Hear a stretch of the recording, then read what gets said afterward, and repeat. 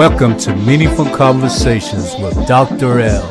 This is a Savage Bull Entertainment production.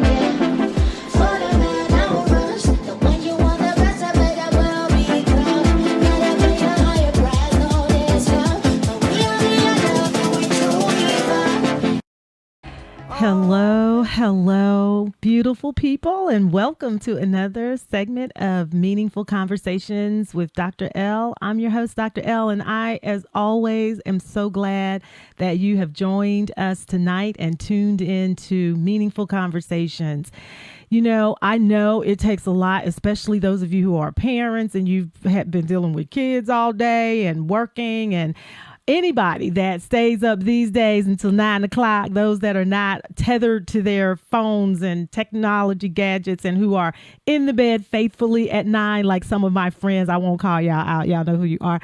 Thank you for showing up every single Thursday night that we have a meaningful conversation here on Oak 93.5 and also on Facebook Live. So I certainly am just grateful for the faithful followers. And we are doing something amazing and big here. We are providing a space to have some conversations about things that will empower us. Why? Empower us because it elevates our way of thinking, the conversations that we have here. It takes us deeper and beneath the surface. It goes beyond all the crap that you see oftentimes and hear in the airwaves now. You know, all that reality TV stuff. I ain't knocking nobody's gig in their game, but we are at a critical state in our history in this moment where, you know, it can't be all foolishness and buffoonery. We have to have some conversations that will make us wiser, make us more informed, more intelligent, increase our frequency that we are vibrating on. And that is what we try to do through these meaningful conversations. And tonight is not going to be any different. It might be a little different because the person that we have here tonight with us is an amazing woman, an amazing activist, an amazing advocate, professor, and so forth. And so I cannot wait for those of you who have not met her, have not had the privilege of hearing her. I cannot wait until we dive in. But before, I just want to hit a few things really quickly in terms of some news stories. We ended last week and I did not get a chance to say Cam's back. He said it and I'm saying it again for him. Yes, Panthers. I told my husband, I was like, look, wouldn't it be something if Cam came back to Carolina? He was like, nah, that's it. He ain't coming back. That ship has sailed. And I am so glad that he chose or he agreed to come back and he accepted the offer. However it went down, he is back in the Carolinas representing. So did y'all see that game?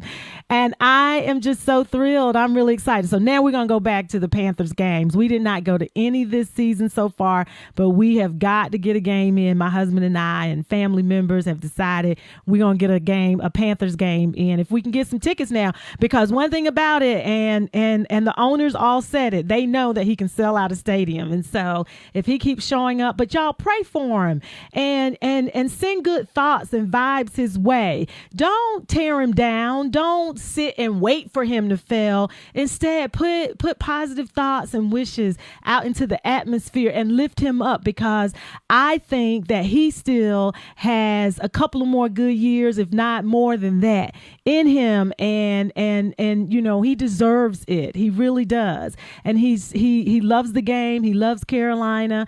And so Panthers, awesome. I'm one of those, I'll ride all the way.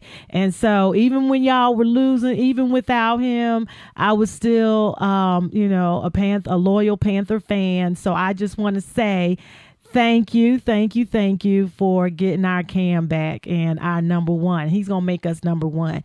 I also want to say, did y'all see that Colin Kaepernick documentary on Netflix? If you have not, it's Colin in black and white. Ava DuVernay, girl and boys, men and women, what? She did that thing. I mean, the weaving in of Black history, of American history. Scratch that. Not even Black history, American history, right?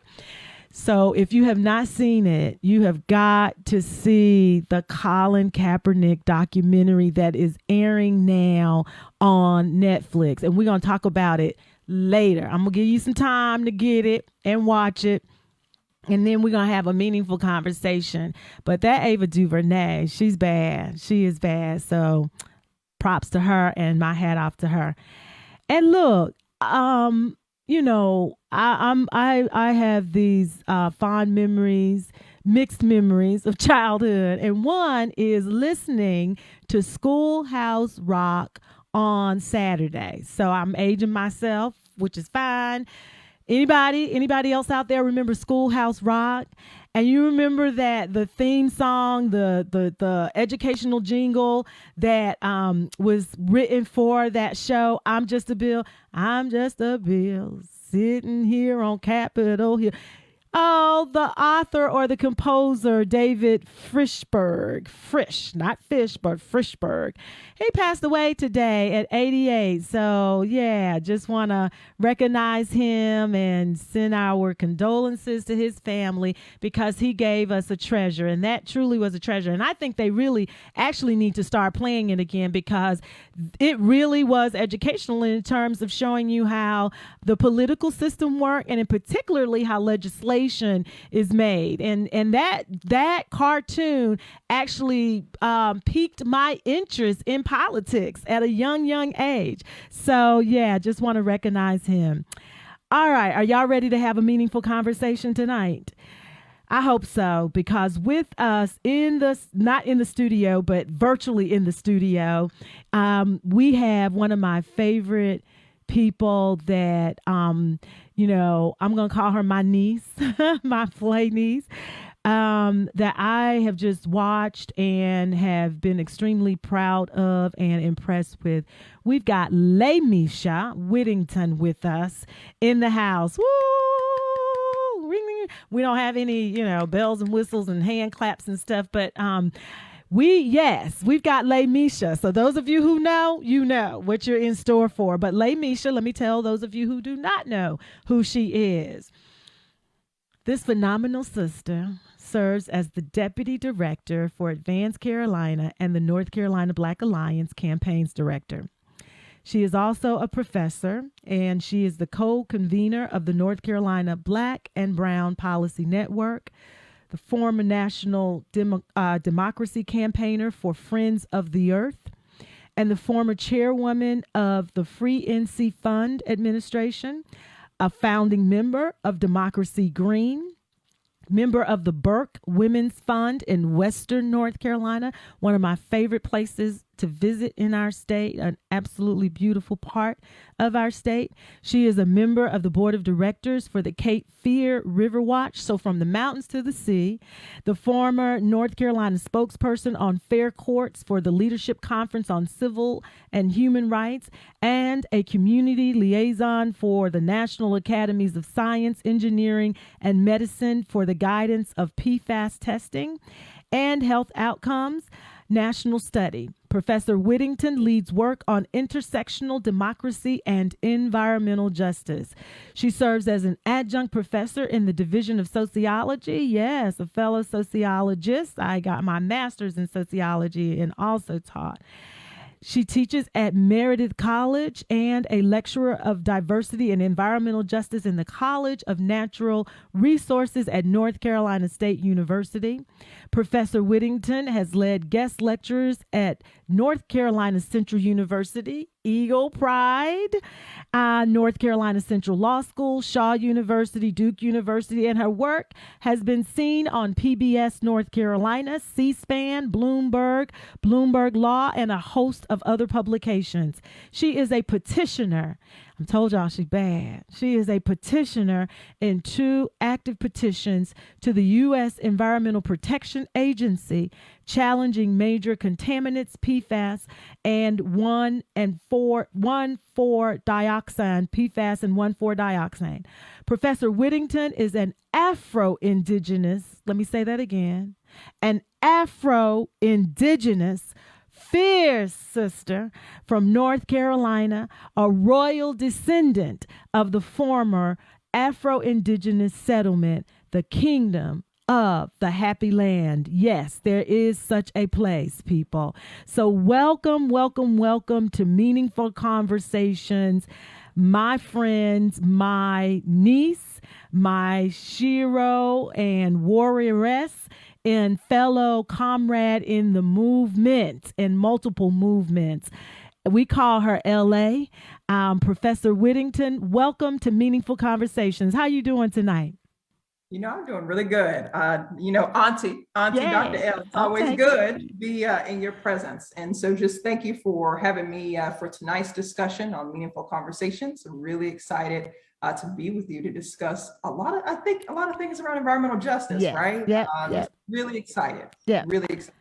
Well, we are glad you are here. And so I read your resume, and everybody who is familiar with Meaningful Conversations know that I always ask all of my guests the exact same starting question.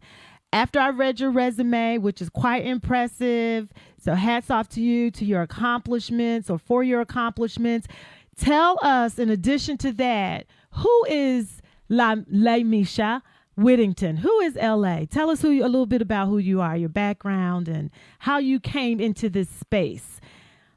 Sure. So, I'm a rural Black woman raised in the deep Appalachian Mountains that came from a deep knit community of Black elders. And we were, so homogenous. We had land that was passed down, from family to family, generation to generation. And so growing up, and this is the immediate present, like who I am, it was showing dairy goats. Yeah, I used to show dairy goats, y'all, in 4-H. Me and my brother. Not my thing anymore.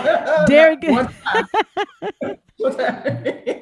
And I also used to ride horses. And my brother and I would compete and show Tennessee Walkers, is what they call that the breed we rode. At the same time, we were musicians. We were classically trained, but we played Piedmont blues. That's one of our family legacies, is music and rich heritage. And so it's interesting to come from this tapestry of diversity that was just us living and enjoying life and having Black joy, right?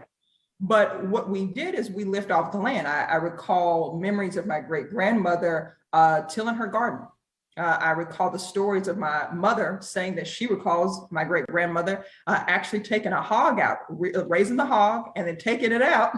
Wow. And of course, having it, shot, and then the butcher pick it up, slice it, bring it back, right? It was literally living off the land.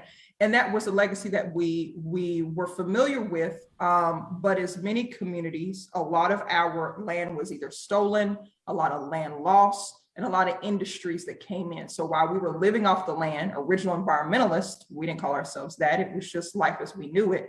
At the same time, our communities were impacted by economic downturn, right? So you went from manufacturing plants and furniture plants to poultry plants. And you saw this change to prison industry where our community members, half was employed by prison industrial complex in the mountains.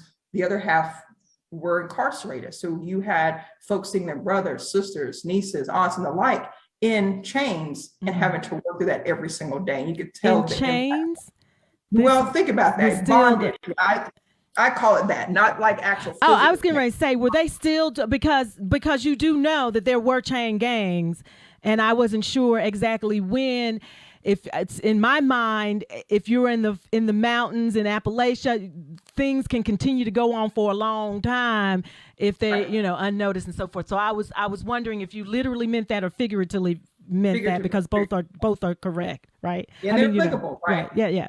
on how far back we go in history. That's where the term comes from. We did have chain gangs, but but that again, that structure is still present. And so I saw that. I saw my father work every single day to actually work at the prison industrial complex at a prison facility, have to put food on the table, but still have to see relatives, right, that were incarcerated. And it's this duality. And so seeing that in my community, that's a part of who I am. It is this tapestry of an Afro-Indigenous Black woman, right, who has seen agriculture, who has seen sustainability, who has seen land loss and land theft and economic downturn, and our community members just trying to survive, but we were resilient, right? We still had mutual aid. That's who I am. I saw my mother and my grandmother, they would take my brother and me to missions, is what we called them, and they would clean and cook.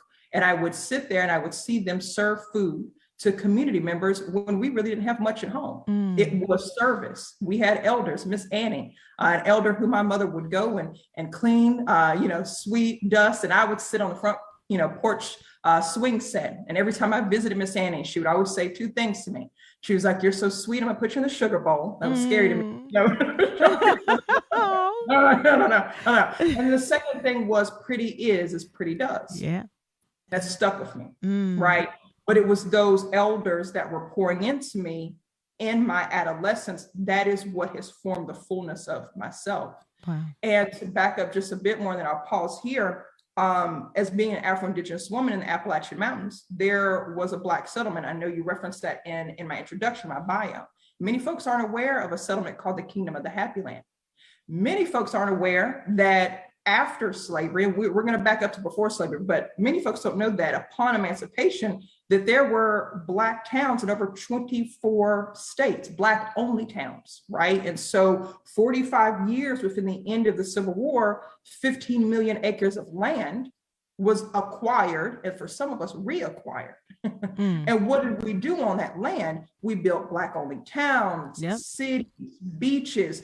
But what they don't tell you is that we also had two Wall Streets, maybe more in North Carolina. We're going to continue to unearth. There was one, as we know, is a Black Wall Street in Durham, but another in Greenville, North Carolina. And Wilmington, in a lot of ways, was one. That's before, right. They were right. huge, right? They're right. And so at that same time, what isn't readily elevated is there was actually a Black kingdom. And that was in the Appalachians of North Carolina. And it is the second U.S. kingdom, right, recorded in our history. The second is Hawaii. And they reestablished after the King of the Happy Land did. Most folks don't know that.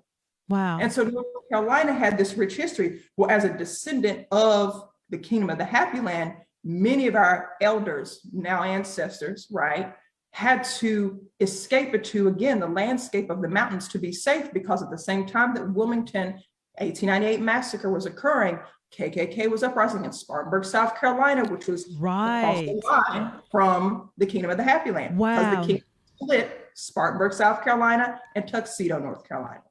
So my people had to blend into Spartanburg, South Carolina. They had to blend into an area called East Flat Rock, which is where my family still has land to this day, where we still have ancestral burial grounds that sometimes local colleges love to tour without our consent. Right? Right. Talking about cultural appropriation and exploitation, right? But that's part of the privilege that comes with this system, right? That's part of it. And so coming from that, and even now, that's the history. And there was even a federal law passed in Congress, right? Only a few years after our, reclaiming of the kingdom, because we had two kings and a queen. Congress actually passed a law that is still in effect. It forbids any, not foreign power, but any citizen of America to claim titles of nobility. That was in response to, upon emancipation, communities coming back and reclaiming power. And that could be a kingdom, that could be being a chief, that could be whatever your sovereign system was. Right. The U.S. effectively shut that down before the 1900s. So you can, so do you all claim you are indigenous people? That's right. And Absolutely. How are you treated by the other indigenous tribes? Do they recognize? Dr. L.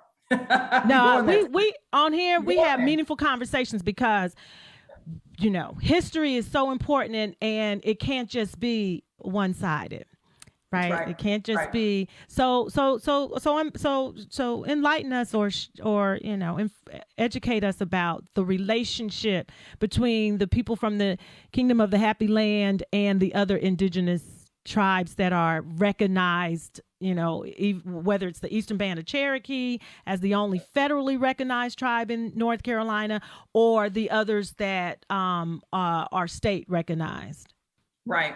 So when we back up a bit more and let's unpack the term Afro-Indigenous. And so then I'll go into your first question is, do we consider ourselves Afro-Indigenous? Really, what does that mean?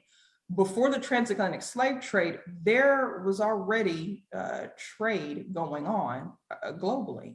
We pretend, and it is history, it's skewed based on this Western view of capitalism, right? And the birthing of this nation. There's dishonesty that other nations were not already activated in trade. African tribes were already engaged in that. We knew how to build our own ships, our own boats. And so what you saw were communities that already traversed here and created tribes, right? And lived amongst other indigenous and Native American tribes. Right. We had our own system, and we have to begin to see, okay, nearly half of all the states of the United States still have indigenous names. It hasn't even been renamed. Arkansas, Mississippi, Michigan, California. We can go down to Connecticut. That's all indigenous names. Even Tuskegee is indigenous, is an indigenous name. North Carolina, the rivers, the creeks, when we talk about cities and townships and counties, Cullowhee, Ahoskie, we can keep going. Some of these areas haven't been renamed from the original groups. Okanagan. That's right. That's right. And so even when we're looking at these markers, a lot of our communities lived and we cohabitated. We also intermarried. Right. And so in Appalachians, right, we have to talk about that history because it's important when we talk about geography. You do have the federally, as you said, recognized tribe of Cherokee. We have to talk about how that, other tribes, state tribes have really fought for recognition and deserve to be federally recognized, right? But it's this blood test. Sound familiar, right? It does. One drop. Okay. How much they got? What cancels them out in terms of being federally recognized by blood test? That's right. That's right. And so in my family lineage, of course, we have individuals who ancestors, great aunts. I have a great aunt who is Cherokee. Well, she's an ancestor now, right? We have ancestors who were what we call Melungeon. That means that they are mixed between being Sioux, Cherokee, Yoaran, Turkish, Jewish, African. Now, wait a minute. So the history of the Appalachian Mountains is so hidden. And I'll say it's because the mountains, I'll say maybe it's the safety that it has provided us, but it also erases us. Right. That's right. To your question, how have we been treated? It's a fight when you are a melanated person, right? You're an African-American with a duality, right? It is both Afro-Indigenous is who we are. But because of that blood test, if you don't qualify, right? If your family can't be found on the Dawes rolls or certain rolls that we know, that's a longer conversation, was gate kept from some of the communities in the Appalachian Mountains because they were too dark skinned. Yeah. Right. I wanna sort of drop some additional facts and history. So there's a book, Africa and the Discovery of America. I encourage people to read it. I had to pull it up here, but Weiner is the author. Africa and the Discovery of America. And in that book, he has a section where Columbus noted in his journal that Native Americans confirmed in discourse and conversation to Columbus, confirmed that black-skinned people had come from the southeast in boats trading in gold-tipped spears, and also confirmed that there was an exchange of gold, copper, and silver alloy that were identical to the spears that were being produced or forged in African Guyana. And it goes on just to sort of give this whole litany of explorers who came who were dark skinned, people from Ethiopia, people from Egypt, and so forth. And so it's amazing to me that the history that you're sharing today to a lot of people who came through the K through 12 system don't know that history. They don't know that history. So for you as a young girl, when you were being educated in our school system, were there moments when you felt like, wait a minute, something's missing? When did you start feeling like something was missing? Was it almost right away because you came from such a rich legacy of people who knew their history and therefore knew their greatness and obviously instilled it in you? Did you immediately recognize that as a child? I would call it evolution. When you're reared as something that's normal, it's every day. Something, it's special, but you sometimes don't see it as the special that it really is because it's just what we do. It's just how we live. It's just, this is my community or this is my neighborhood. And so growing up, I went to a private school first because, again, our communities were we're about to go there, ingrained in Christianity. So the conversation, we still are reared that way, right? But oftentimes that Christianity was laced into subjugation, subservience as being a slave or descendant of a slave, right? And so that created a certain model for the community, right? This is what it meant to be a good Black person, a good model community member. Now, even though you were rich at home, right? We were, doing whatever we felt like at home. That was a problem. As soon as you went out public, you better be in your Sunday's best, right? Because you have to present the community. And so that duality there, but my mother and my grandmother determined to homeschool me and my brother. And so it wasn't something that we had ever considered. Another Black family was like, you need to consider it because some things was happening in this Christian school administration and some, even personal things were happening with my parents. And so at that time it made a decision point, let's just homeschool, let's try it. Change everything.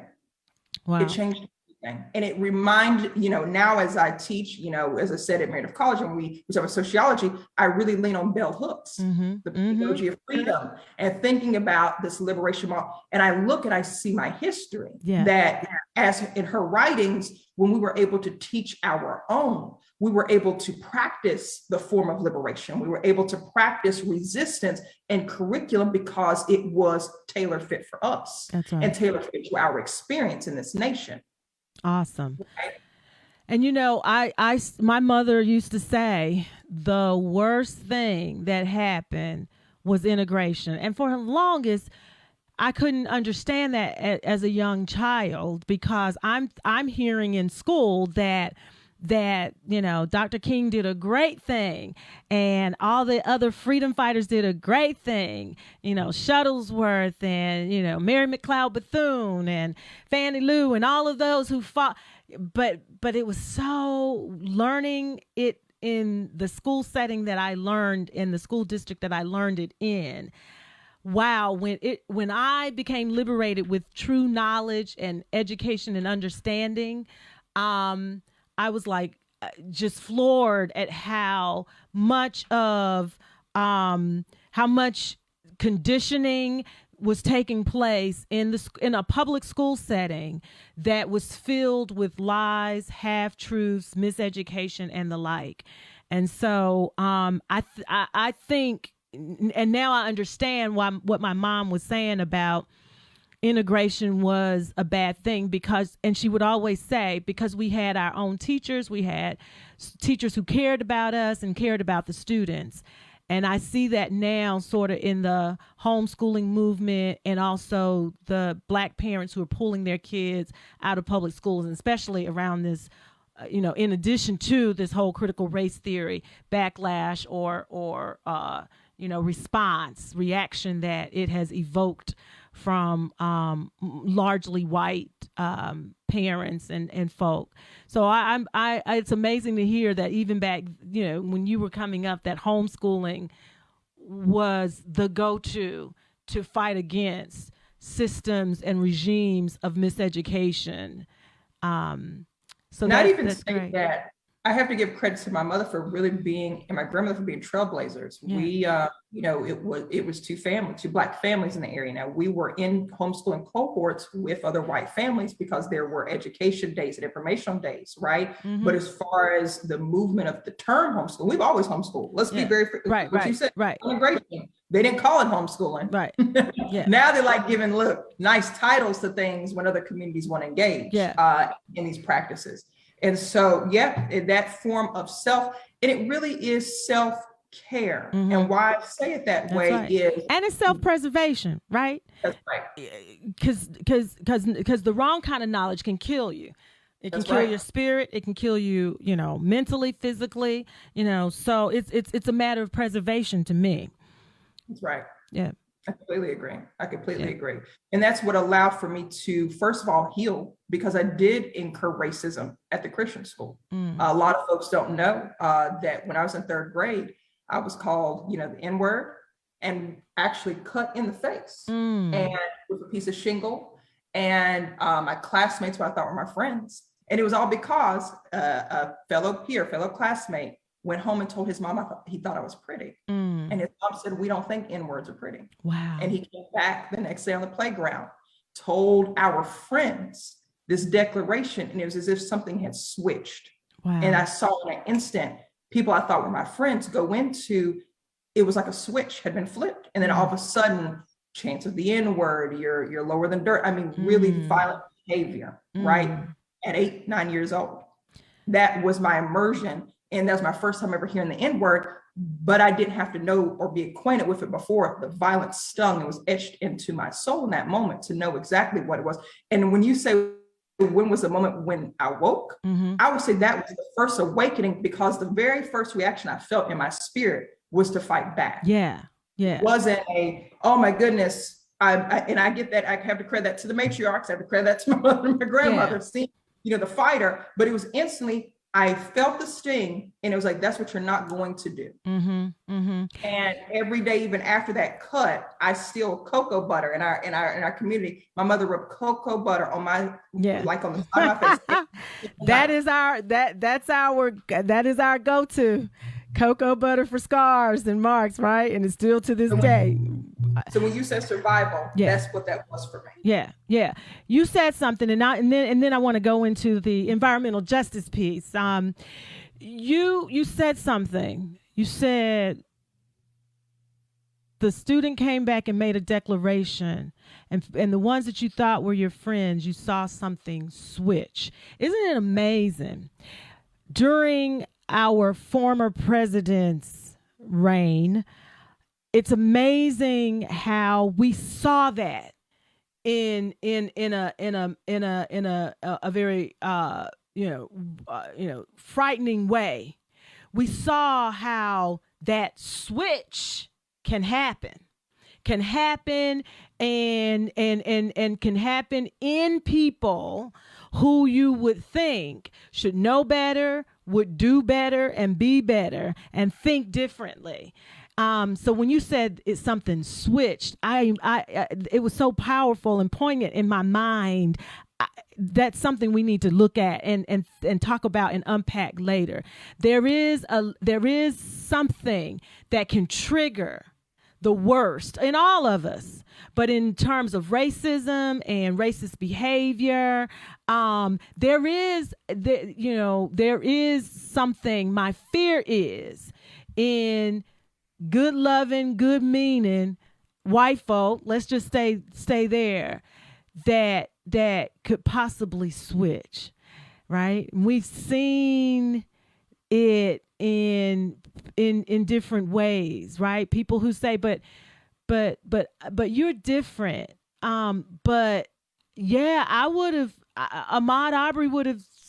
noticed Ahmaud Arbery in my neighborhood too, because we don't have black, skipping over the fact that he was basically run down and shot down in the street like a dog or like an animal, or like you wouldn't or shouldn't even do animals, right?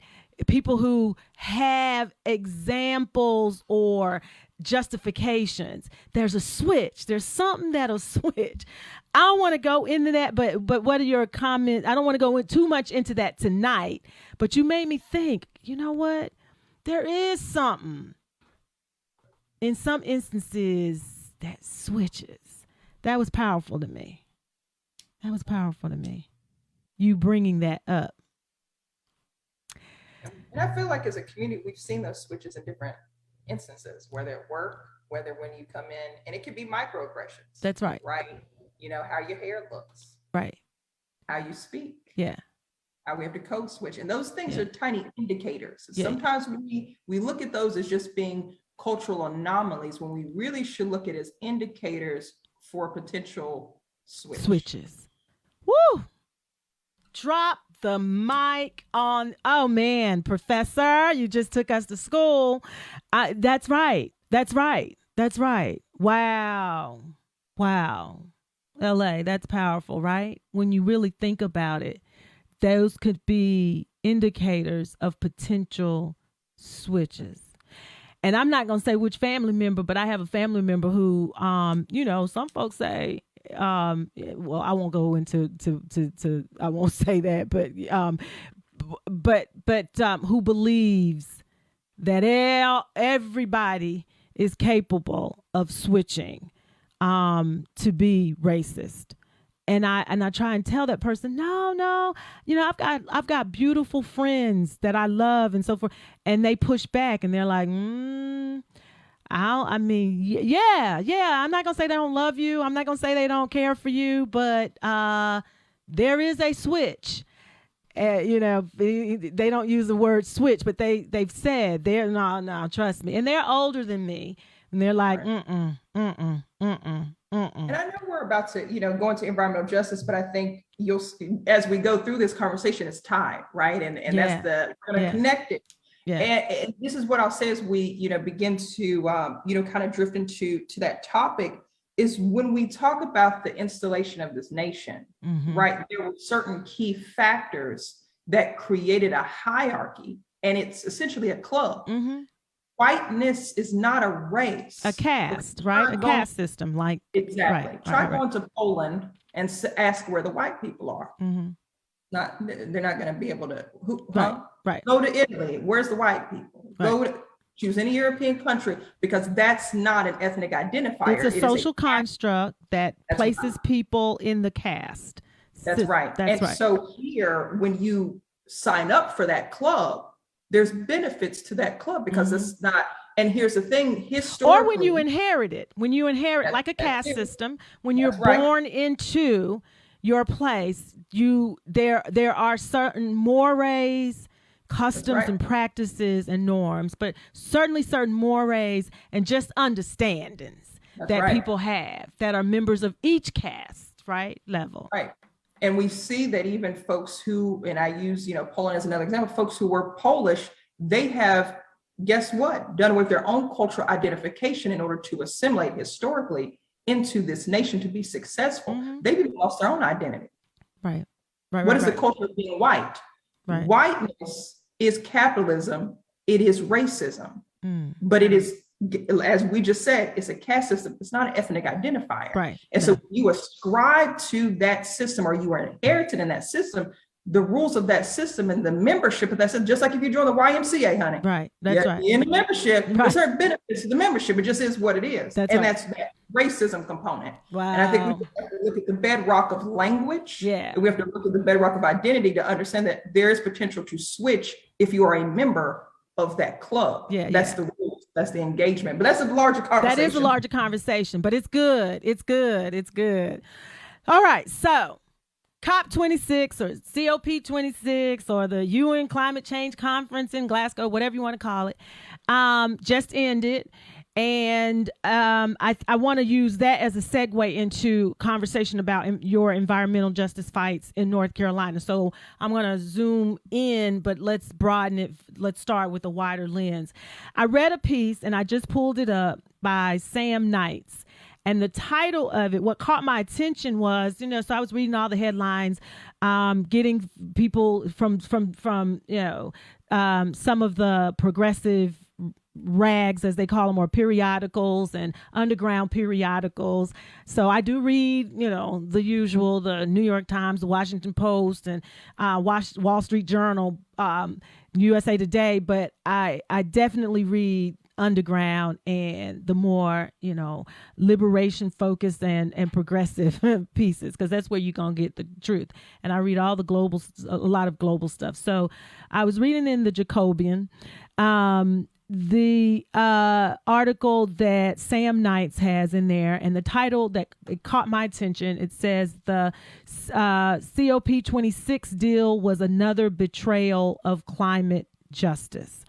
And some good points are made in the article, and I encourage everybody to go ahead and sort of at some point bookmark it and read it at a later time, or go ahead and read it. So I want to start with that. Do you believe, if you followed it, that the COP26 deal was another betrayal of climate justice? Ooh. I love how you just get into it, Dr. L. Meaningful conversations. Mm-hmm. Short, sweet, simple, yes. Yes. Even as we saw protests even occurring in Scotland that was talking about fossil fuels. And that doesn't even really deeply touch on climate justice, but there were still injustices that was surfacing in the country that was hosting, right? And so just to use the landing of the people and the people protesting, and we're glad to have conversations, right? Right. And we're glad to have these convenings, but if it is not implicitly stated into policy how you are protecting the most climate impacted communities, that's global. The US South and the global South are connected by dirty corporations. And let me unpack that a bit. And I do want to say this, like, we're having these meaningful conversations, but everything I'm saying here tonight is not a reflection of my employer. Yes. I thank you for saying that disclaimer, because I too have to give that disclaimer as well. Yes. There we go. So let's go. Yeah. Important. So now that's out the way. Box checked. All right, go ahead. So when we're talking about corporations in this climate crisis, we need to really say these words. And I hate when academia creates these new this new lingo that actually doesn't capture what the community has been saying for years. And usually it's the same thing as community, but it gatekeeps because it creates these hard terms. Right. Climate justice and climate crisis really means at the end of the day, these large corporations have been allowed to produce mass amounts of products for consumerism, to the point where the poison from the chemicals that produces the product, the poison that is spewed from the smokestacks when we're in our own communities and we drive by the poultry plant, you're like, ooh, it's smelling today. Every day at 3 p.m. that smell, that smelling community. Carbon City plant, that's back where I'm from, Carbon City, and it used to be called Breedens, was the poultry place. It's a new name now for new owner, but you knew the smell. You knew smells. Okay. And you know the smell when you're driving down east to the beach, right? That's right. You do know the smell.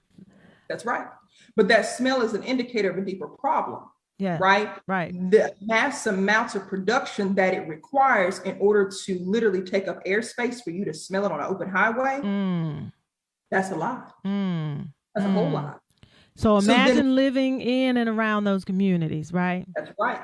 That's here, but it's also the global South. It's the same corporations, the same folks who own. So they're doing the same production, mismanagement, the same, again, overt pollution. And statistically speaking, Black and brown communities live closer, because it's placed in our neighborhoods. So we absorb more, we inhale more of this pollution than even our consumerism, then we purchase, right? So we don't have the most buying power. We don't create the pollution, but we unfortunately are the ones who consume the most pollution. Right. Is that a shame? Is that a shame? It is a shame. Right. Yeah. So climate justice is simply stop allowing these corporations to target Black and brown communities, states here in this developed nation, but also globally. Stop allowing for the deforestation, the land theft that's been going on in Africa and Tanzania and these different countries in this continent of Africa, but also in South America. If we come back over here, also when we go into the Asian continent, this has been happening to indigenous cultures worldwide. Yeah. Because And so, yeah. And you said something. You said something in your speech the other day at Bennett College, and kudos to the North Carolina Black Alliance for giving $10,000 to a student-led organization to fight environmental injustice. The Green Team or whatever the group is at Bennett College. I forget the name of it. You know the name of it. But that was, hats off, and I applaud you all. That's leadership. That's leadership. That's stop talking about it and let's be about it. So I do want to say kudos and let everybody know who's listening and who will listen to this through the podcast version of Meaningful Conversations, which can be found in any place you get your podcast except Apple. I haven't been able to get it there, but and on YouTube, and of course on Oak 93.5's Facebook page. So I just want to put that out there. And of course, if you follow me on Instagram, on Twitter, or YouTube, Facebook, you will also be able to access this. I want to just say that was an amazing display of leadership, an important display of leadership. But you said in your speech at Bennett College, we cannot recycle our way out of this. And I want you to talk a little bit about how we cannot be distracted by putting the focus on our individual behaviors, but keep the focus where it needs to be on corporations and businesses, which is what you're talking about. So continue to talk about that and unpack that a little bit more. That's right. That's right. One of the reasons that, when you ask, who are you outside the bio, that I started with my own home and us growing off land and my great grandmother, rearing hogs, right? The reason I said that is because our communities have always been sustainable, right? And that was something that was in my comment at Bennett College, because it's a reminder that our grandmothers, our grandfathers was, again, preserved using cast iron skillets before it was popular. Yeah.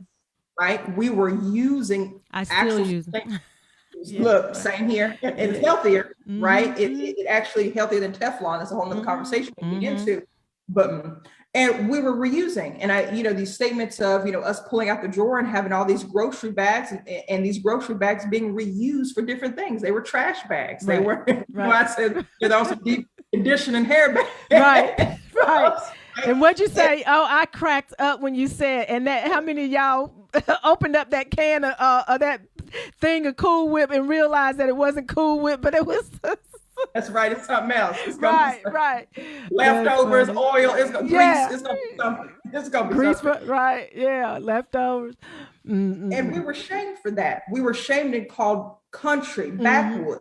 But what has occurred, right, is this now focus of sustainability. Let's recycle. It's up to you as the individual consumer to stop single-use plastics. Right. Don't just use a straw and throw it away. It fills up the landfill. Dump is what we call that. Right. It's up to you to save the environment. Actually, no, it is not up to us. We're not the reason that the Gulf of Mexico caught on fire. Right. Period. There is no amount of single-use plastic, right? The grocery bags, no, sorry, that's not how it works. It is overproduction by large corporations that, again, if you can contaminate the open air with a stench that has become a legacy in that community, those same corporations can create enough impact to burn water. Okay, we saw that with Flint, Michigan. Okay, and we think it's rare. Right. We think it's unique. Oh, it's just Flint. No, honey, that's what you are aware of. That's right. That's what you know of, but it's also in Texas. It's also in Louisiana. It's also in North Carolina, Duplin, Sampson County, Nevada.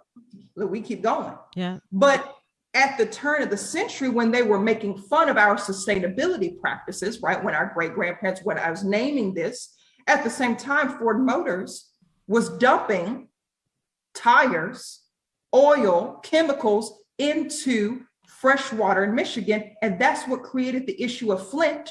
How many years later? Right.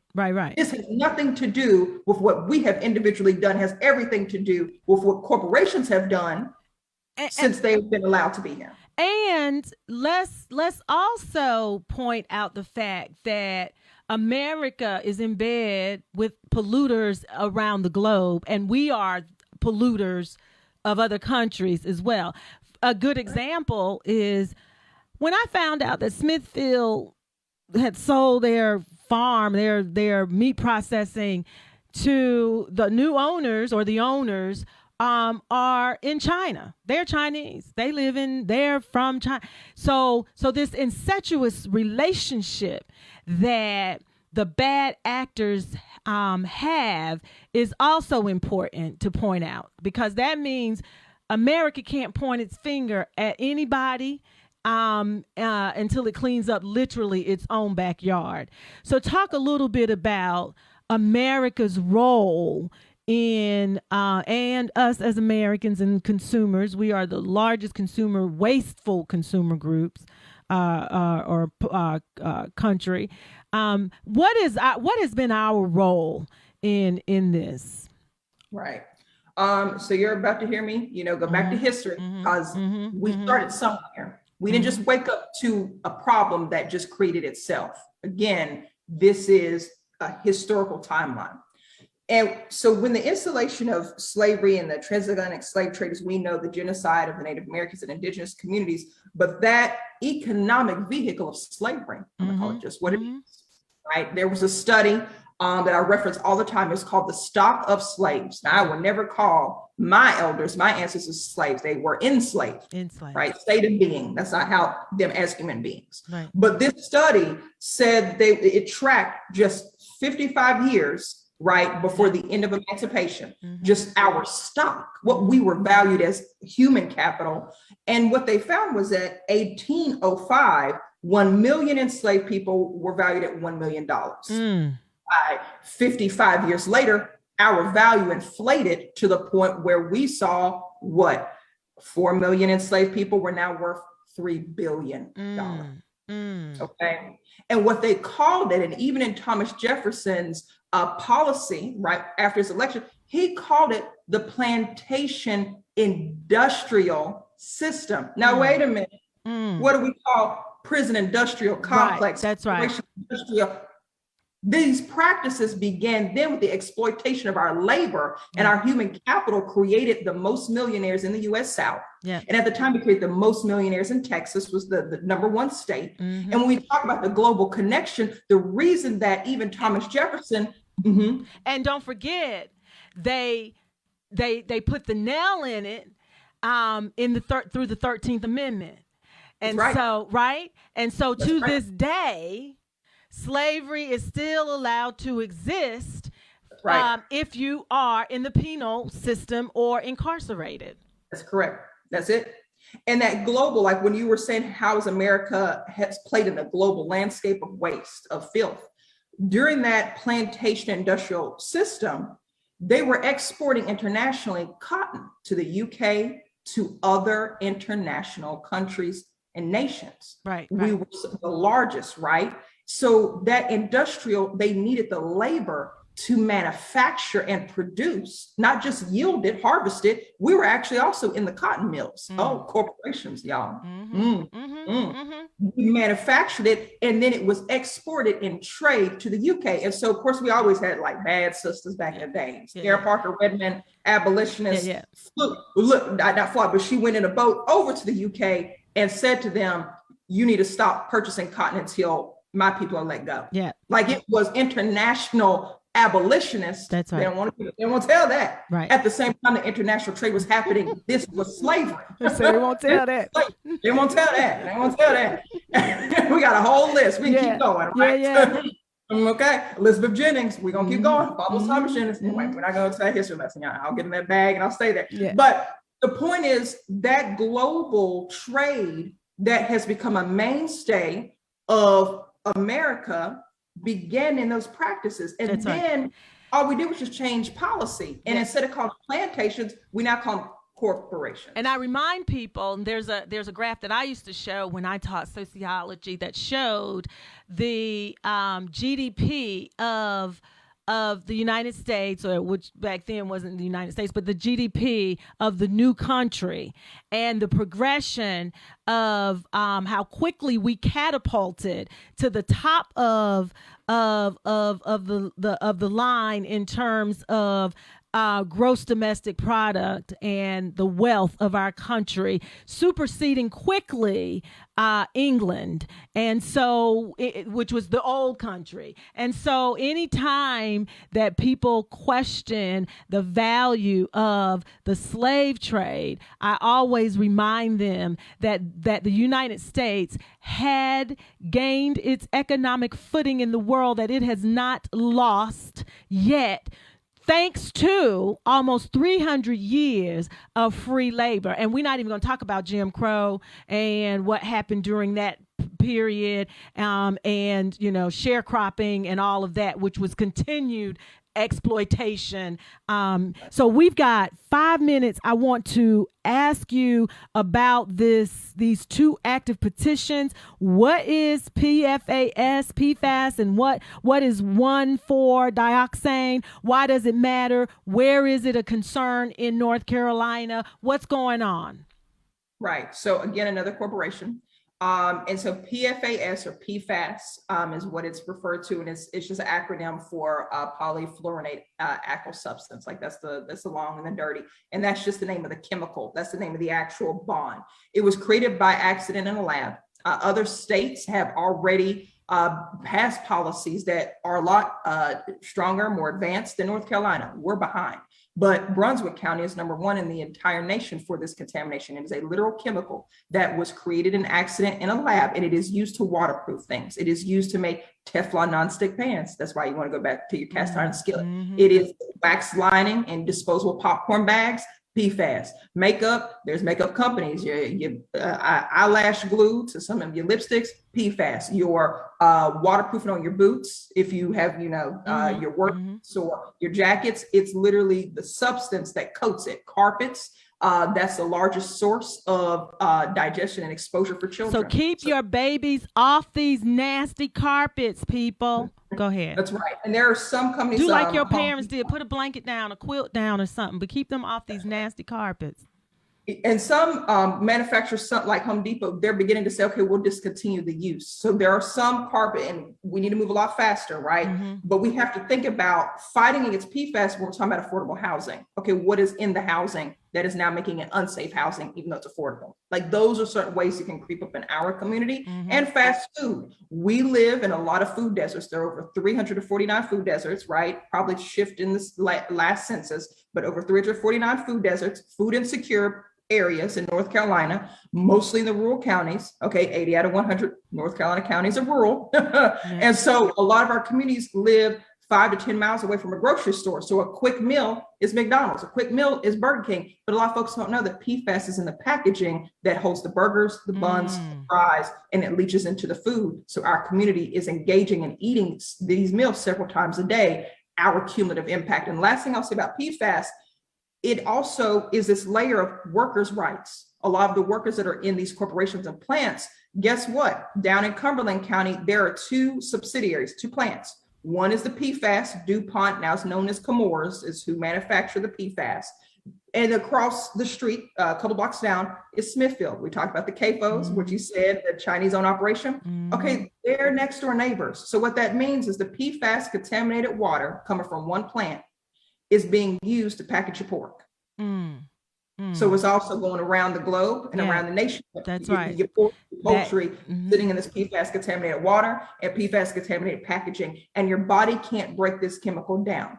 It's called a forever chemical for a reason, because it can't be broken down. So we're seeing folks being children as young as 4 and 5 diagnosed with rare cancers, increase in end-stage kidney disease, increase in just pancreatic cancers, in different issues that we're seeing in pockets, right? Cancer clusters in certain parts of Eastern North Carolina where this chemical was dumped into the Cape Fear River. That's why the petition is launched, because they dumped this chemical in large quantity, just dumped it. What I say, like Ford Motors, behavior repeat itself. They did that here to us, dumped it in our largest watershed. And of course, that's the impact on a lot of our communities. It's in our water, it's in our food, it's in our air. Well, all right, Aaron Brockovich, you're going to be That's right, because that was similar, right, to what happened there in that community, and it's not new. It's been happening, folk. It's been happening to people. I grew up, born and raised in Chapel Hill, North Carolina. My people lived in and around the landfill, and thanks to Reverend Campbell, who brought a lot of attention. Some folk just said, it is the way it is, but he has been a fierce advocate, and we are very proud of the work that he's been able to do. But it's not new. Black folk in particular and poor folk in general, those are where these toxic waste sites, these toxic landfills, these toxic facilities and plants are based. And so, and corporations know the harm. They know the harm. So I say to you, Socket 2, it's just do your thing. I'm glad a petition is filed. We can talk about how the cost often is shifted, though, to fight them. The companies find a way to shift it back onto people. And so I want to have a conversation about what can we do. And I'll have you back. I've got to have you back for part 2 to this discussion, because we are just getting good and getting going. So, but we are at time. I want to say thank you. I love you. I'm championing you. I'm there to stand with you and support you in solidarity, anything and everything that you are doing. You are an amazing light. You are a warrior, and you are surrounded by not just your ancestral spirits, but all the sheroes that have gone and fought these kinds of battles before you. And so thank you. Thank you for coming on Meaningful Conversations.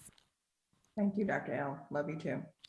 So we are at time. Like I said, you all, this was really good. There are some questions I have here that we didn't even get to on the environmental justice piece. We will have Professor Whittington back on, and I will make sure it's promoted enough time, because everybody needs to sit and listen to this sister teach. And look, she's got receipts, so go back, fact check or whatever. But until next time, take care of yourselves, stay informed, stay engaged. People say stay woke ain't a thing no more, but it is a thing for me. You got to stay alert. You got to stay watching, because things are happening all around us that requires us to be active participants in this experiment called democracy in America. Happy Turkey Day, however you celebrate that. We'll talk next time. Peace and blessings. And I'm sitting here on Capitol Hill. Well, it's a long, long journey to the capital city. It's a long, long wait while I'm sitting in committee. But I know I'll be a law someday. At least I hope and pray that I will. But today I am still just a bill. Gee, Bill, you certainly have a lot.